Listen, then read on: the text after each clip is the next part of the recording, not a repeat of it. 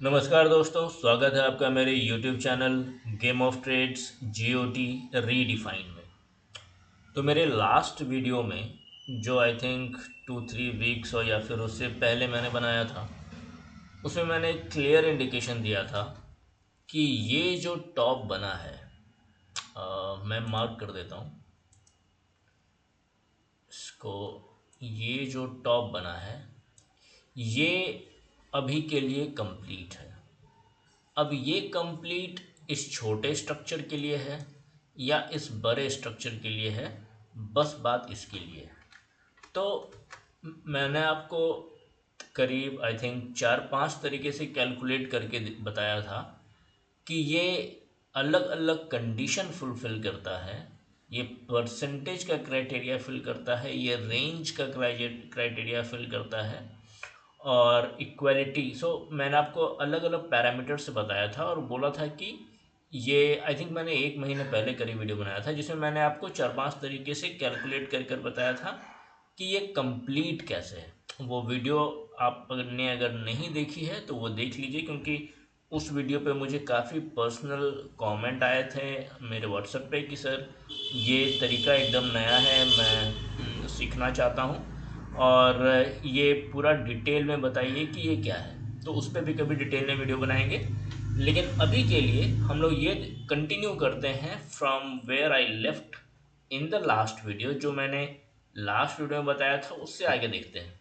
तो मैंने एक चीज़ बताया था कि ये कंप्लीट है। अब कंप्लीट ये छोटे पैरामीटर पे है या बड़े पैमाने पे है, हमने ये नहीं देखा था। अभी के लिए इस वीडियो में हम फोकस करेंगे कि आने वाले वीक में निफ्टी क्या करने वाला है। ये जो डायरेक्शन अभी इसने, मैंने इतना तो ज़रूर बता दिया था कि अभी आपको ऊपर के बारे में नहीं सोचना है। और अपने व्हाट्सएप ग्रुप पे भी मैंने बता दिया था कि अभी पोर्टफोलियो का टाइम नहीं है। मैंने अलर्ट करीब 1 महीना पहले ही दे दिया था कि नहीं, अभी बाई नहीं करना है, हम लोग वेट करेंगे और उसके बाद आप देखेंगे मार्केट नीचे गिर ही रहा है तो वो जो अलर्ट था आप देख रहे होंगे कितना कारगर है। अभी आने वाले वीक में, आने वाले महीनों में, वीक में, बड़े टाइम फ्रेम पे मैं बात नहीं कर रहा हूँ। मैं सिर्फ एक वीक का देख रहा हूँ, बता रहा हूँ कि क्या होगा। ये जो वीडियो है वो उसके लिए है कि आप ये देखिए कि यहाँ के बाद आपकी एक्सपेक्टेशन क्या होगी। तो इस वीडियो को अच्छे से देखिएगा अगर आप ट्रेडर हैं, क्योंकि ट्रेडिंग में गलतियां बहुत होती हैं। अगर आपको डायरेक्शन पता नहीं है, मोमेंटम पता नहीं है, स्पीड क्या होगा इसका, तो आप चूक कर जाएंगे। तो ट्रेडिंग अभी के लिए मैं बोलूँगा until you are very good at it, don't do this. क्योंकि ये जो है करेक्शन का पार्ट है, करेक्शन को ट्रेड कर पाना सबके बस की बात नहीं है।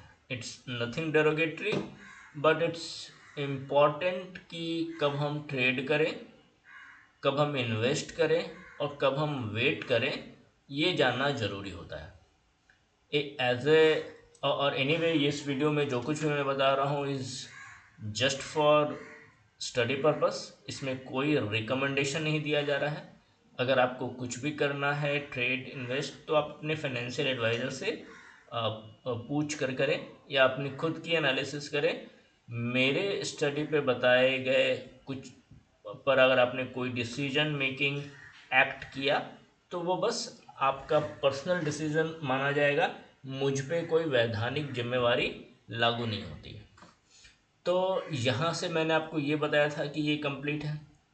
अब ये निफ्टी कर क्या सकता है अगर ये करेक्शन है और जो आपको दिख रहा है कि मार्केट नीचे आ रहा है, इसका ये कब तक नीचे जाता रहेगा। तो इसमें कैलकुलेशन में 2-3 पार्ट होते हैं। एक तो कितने टाइम तक जाता रहेगा और दूसरा जाएगा तो कितना जाएगा। तो इसको हम अलग अलग देखते हैं।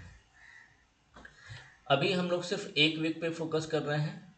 तो जिस तरीके से यहाँ पर जो मूव दिख रही है, राइट, और इसको मैं कंबाइन करूँ इस पूरे मूव के साथ, राइट, दो पॉसिबिलिटी आती है, दो पॉसिबिलिटी आती है, और वो जो पॉसिबिलिटी है जिसमें मैं बताऊंगा प्रायोरिटी किसको रखना है।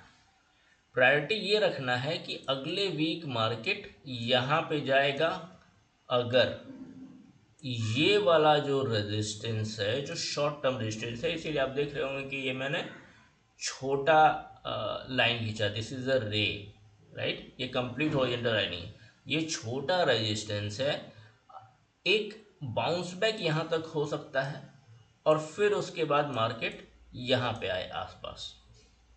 ये एक ये हाई प्रोबेबिलिटी होगा। दूसरे केस में होगा कि अगर ये यहाँ से इसको अगर हम लोग ये पूरे मूव को एक माने, ये पॉसिबल, मतलब ये ऐसा कंफर्म नहीं कहा जा सकता कि अगर यहाँ से अप मूव आएगा तो ये इसके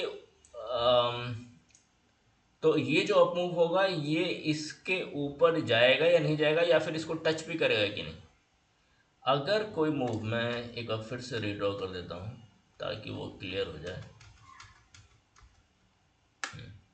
सबसे पहली बात हम लोग बात कर रहे थे कि जो जो ज़्यादा जो प्रोबेबिलिटी वाली मूव है कि यहाँ से मार्केट यहाँ आएगा, ये इस डायरेक्शन में आएगा नीचे वन शॉट पे, ये हो सकता है यहाँ पे बाउंस बैक करे, बाउंस करने के बाद ये जो शॉर्ट टर्म रेजिस्टेंस मैंने बनाया है करीब 23,770 का, ये इसको ना तोड़े और उसके बाद ये सीधा यहाँ आ जाए।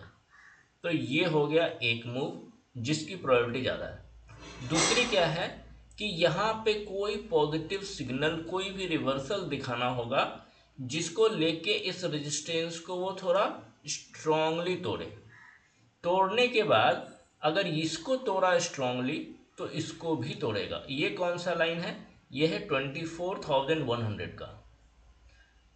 तो ये अगर इसको तोड़ा शॉर्ट टर्म को, यानी कि इसके बीच में करीब 300 पॉइंट्स का डिफरेंस है, तो 300 पॉइंट्स का डिफरेंस है, मोर देन दैट, उससे ज़्यादा है, करीब करीब 350। तो अगर इसको तोड़ा, स्ट्रांगली तोड़ा, तो फिर निफ्टी इसको भी तोड़ेगा। अब इसको तोड़ने के बाद इसके पास जाएगा, कितना पास जाएगा, इसको भी तोड़ेगा, उसकी कोई गारंटी नहीं। लेकिन इस ये इतना भी ऊपर नहीं जाएगा कि अब यहाँ से आपको ये उम्मीद नहीं करनी है कि ये ऑल टाइम हाई देगा। This is a gone case. तो ऐसी कोई चमत्कारी उम्मीदें अभी नहीं करनी। ये वाली चीज़ें अगर क्लियर है तो फिर मैं आपको बताता हूँ कि ये जो मूव जो मैं बता रहा हूँ ऊपर वाली, यहाँ पे आपको दिखना चाहिए कि कुछ पॉजिटिव हो रहा है। अगर यहाँ पे कुछ पॉजिटिव दिखेगा तभी हम इस डायरेक्शन में लेंगे, और वो भी इसके ऊपर सस्टेन करना चाहिए। 23,770 के ऊपर सस्टेन करता है स्ट्रांगली तो ही हम इसके लिए ऊपर जाएंगे, अदरवाइज आराम से ये इसको यहाँ टच करेगा, जिसकी मैं बोल रहा हूँ प्रोबेबिलिटी ज़्यादा है। तो जिस तरीके से निफ्टी खुलेगा अगले मंडे को, जो आई थिंक आज 16 है, कल 17, 18 नवंबर को जैसा वो खुलेगा उसके हिसाब से अपन कर सकते हैं। पर हमारे माइंड में ये क्लियर है कि निफ्टी किस किस एंगल से, अगर इस पे कोई मूव हमें दिखेगा, कैसा दिखेगा। तो ये एक वीक का व्यू, मैं आपको ऐसा नहीं बता रहा हूँ कि ये एक महीने में या कुछ ऐसा नहीं, ये सिर्फ एक वीक का व्यू। अगर हमें अगले वीक में जाना है कि उसमें हमारी क्या एक्सपेक्टेशन होनी चाहिए, अगर हमें कोई ट्रेड सेटअप उठाना है तो किस डायरेक्शन में होनी चाहिए, तो ये सब क्लैरिटी हमें इस वीडियो में मैंने आपको दे दी। अभी आपको ये पता है कि एक ये मूव है और एक ये मूव है, और वो किस किस कंडीशन पे होगा। जैसा मार्केट कंडीशन दिखाएगा हम लोग उस तरीके का मूव ले सकते हैं।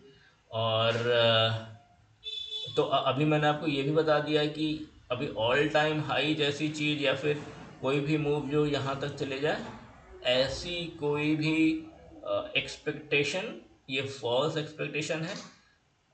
इसके अलावा मैं आपको, अगर बिकॉज लॉन्ग टर्म पे बहुत लोग कंफ्यूज हैं, तो मैं एक बता देता हूँ कि मैं किस तरीके से देख रहा हूँ। अगर मैं इसको 3 महीने का देखूँ चार्ट,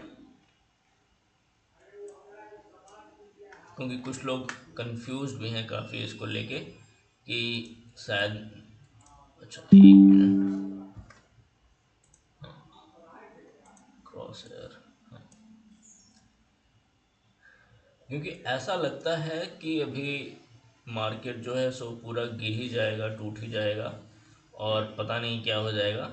तो इसके लिए अगर आप देखें तो इम्पोर्टेंट क्या है, जब आप स्पेशली ये देखते हैं राइट, क्वार्टरली चार्ट जब आप देखते हैं तो ये ऐसा लग रहा है कि इनगल्फिंग कैंडल बना रहा है, और जब भी ऐसा होता है तो बहुत ही भारी भरकम गिरावट होती है। पर एक चीज़ आप ना भूलें कि ये जो कैंडल है ये अभी पूरी बनी नहीं है, अभी क्लोज नहीं हुई है। This candle is still in making, और अभी इस क्वार्टर को क्लोज होने में करीब 1 महीने 14-15 दिन बाकी हैं। ये तो उस केस में बिकॉज अभी 1.25 महीना या फिर 1.5 महीना बाकी है, तो ऐसा संभव है कि ये जो क्लोज अभी आपको नीचे दिख रहा है ये ऊपर हो जाए। बहुत लोग निगेटिव होने का कारण ये भी था कि पता नहीं, अब तो ये निगल्फिंग है तो पता नहीं फिर से रेड कैंडल, फिर से रेड कैंडल कितना जाएगा वो कैलकुलेशन बहुत ही इजी है। और मैं आपको लास्ट वीडियो में उसकी हिंट भी दे चुका हूँ कि किस पॉसिबिलिटी पे किस किस परसेंटेज का फॉल आएगा, उससे ज़्यादा नहीं आएगा अभी जैसा दिख रहा है मार्केट। कुछ अगर ऐसा विशेष चेंज होता है तो अपन देखेंगे, लेकिन अगर ये फॉल आता भी है भारी, तो मैंने जैसे बताया था कि 23-22-25% से ज़्यादा नहीं आएगा, तो वो एक अपॉर्चुनिटी होगी। और उसके टाइम पीरियड में भी बताऊंगा, तो वो 1-1.5 साल से ज़्यादा नहीं टिकेगा। तो लेकिन अभी वो वाली जो डिस्कशन है मैं इस वीडियो में नहीं कर रहा हूँ, वो थोड़ा एक लंबा डिस्कशन है जिसके लिए मैं आपको अलग वीडियो बनाऊंगा। जिस तरीके से एक पूरी टेक्निकल लास्ट वीडियो जो मैंने बनाई थी जिसमें आपको अलग अलग तरीके से कैलकुलेशन बताया था, बहुत से आप लोग होंगे जिसको वो बैकग्राउंड नहीं पता होगा तो बहुत कुछ समझ में भी नहीं आया होगा, बट उसका एक एक जो भी टूल है क्या है उसके बारे में मैं अलग अलग वीडियो आगे आके बनाऊंगा। लेकिन ये जो इनगल्फिंग है अभी इस पे इतना सीरियस नहीं होना है, क्योंकि ये this is the candle still in the making. अभी इसको क्लोज हो जाने दीजिए, फिर उसके बाद देखते हैं कि क्या करना है। क्योंकि अगर मैं आपको दिखाऊं तो जैसे अगर आप देखेंगे कि जैसे कोई भी आप कैंडल उठा लें, ओके, यहाँ पर अगर मुझे कुछ एग्जांपल दिखता है,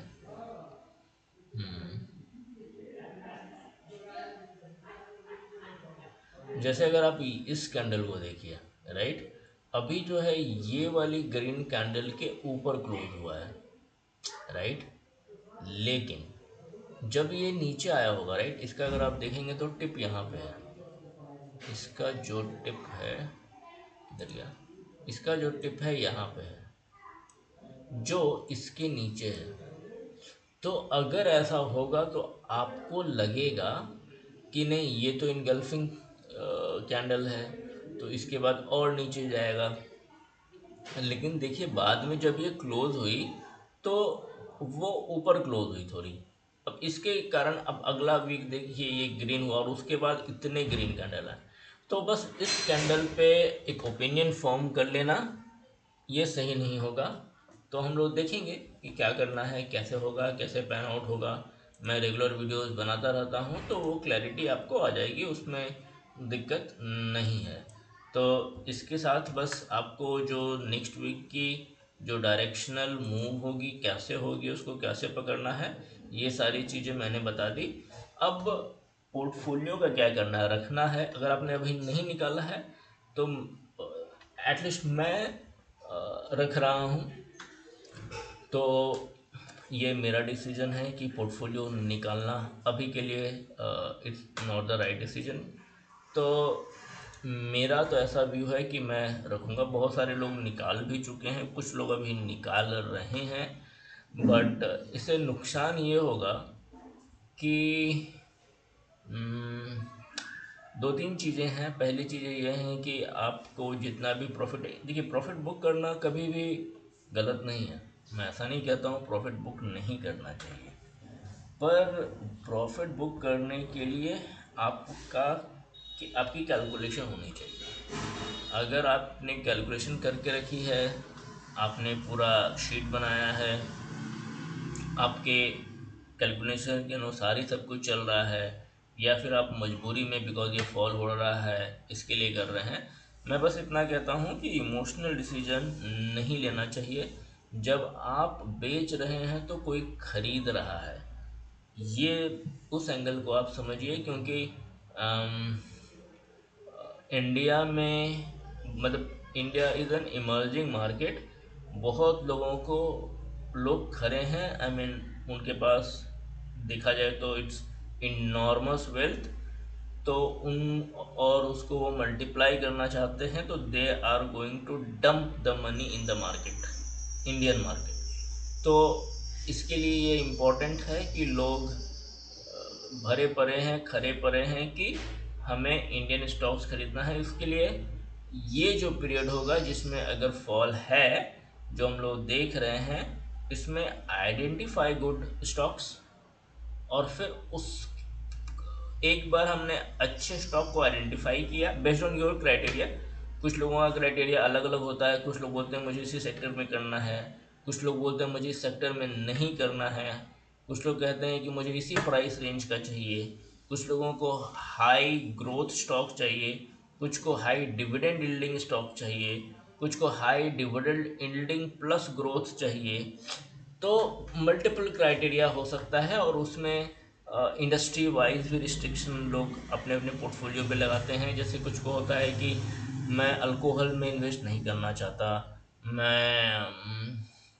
मैं टोबैको वाली कंपनी में इन्वेस्ट नहीं करना चाहता। तो अलग अलग लोगों के अलग अलग रिस्ट्रिक्शन होते हैं। कुछ लोग बोलते हैं कि I just want money making stocks, I don't care कि वो कौन सा इंडस्ट्री। तो आप अपने अपने क्राइटेरिया के हिसाब से आप अपने अच्छे स्टॉक्स ढूंढो और उस पर एनालिसिस कीजिए। और अगर आपको कुछ लगता है, आपको लगता है आपको मेरी भी स्टडी अगर जाननी है, तो आप वो स्टॉक को आप मुझे मेरे ग्रुप पे, व्हाट्सएप ग्रुप जो है आप उस पर पिंग कर सकते हैं, या फिर ये जो यूट्यूब चैनल है आप इस यहाँ पे आप पिंग कर दो, आप यहाँ पे कमेंट कर दो, मैं उसको एनालिसिस उसका कर कर नेक्स्ट टाइम आपको उसका एक वीडियो बना दूंगा अच्छा सा।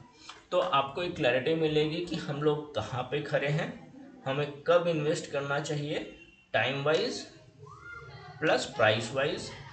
तो और ये सबके लिए फ़ायदा होगा कि एटलीस्ट हमें ये पता चलेगा कि कौन से स्टॉक्स जो हम नहीं जानते हैं वो अच्छे हैं, और हमें पता नहीं था, तो अब हम भी जान गए, और हम खुद की स्टडी उसके बेसिस पे कर सकते हैं। अगर हमें उसे बाई करना है या नहीं, ये डिसीजन हम ले सकते हैं।